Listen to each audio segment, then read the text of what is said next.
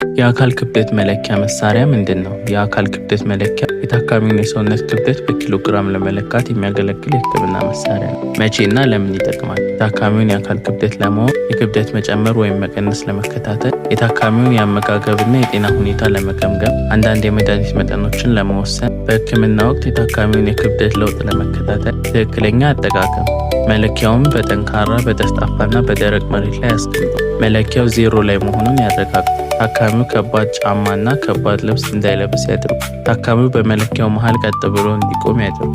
ታካሚው በመለኪያው ጊዜ እንዳይንቀሳቀስ ያድርጉ። ውጤቱ ከተረጋጋ በኋላ በኪሎግራም በትክክል ይመዝግቡ። ማጽዳት ከእያንዳንዱ ታካሚ በኋላ በተፈቀደ ማጽጃ በኬሚካል ያጽዱ። ፈሳሽ ወደ መሳሪያው እንዳይገባ ይጠንቀቁ። በውሃ አይዘፍዝፉት። የደህንነትና የኢንፌክሽን መከላከያ ከመጠቀም በፊትና በኋላ እጅን ያጽዱ። መለኪያውን ከእያንዳንዱ ታካሚ በኋላ ያጽዱ። መለኪያው በተረጋጋና ደህንነቱ በተጠበቀ ቦታ መቀመጡን ያረጋግጡ። የተበላሸ ወይም ትክክለኛ ውጤት የማይሰጥ መሳሪያ ይጠቀሙ። የተለመዱ ስህተቶች መለኪያውን በለስላሳ ወይም በማይረጋጋ መሬት ላይ ማስቀመጥ፣ መለኪያው 0 ሳይሆን መጠቀም፣ ታካሚው በመለኪያው ጊዜ መንቀሳቀስ፣ ከባድ ጫማና ከባድ ልብስ ለብሶ መለካት፣ ውጤቱ በትክክል አለመመዝገብ፣ ሳይጸዳ መሳሪያውን መጠቀም። የቤት ውስጥ የጤና እንክብካቤ አገልግሎትና የሕክምና እቃዎችን በኪራይ ወይም በግዢ ሲፈልጉ ወደ ኦምና የጤና አገልግሎት በእነዚህ ስልኮች ይደውሉ።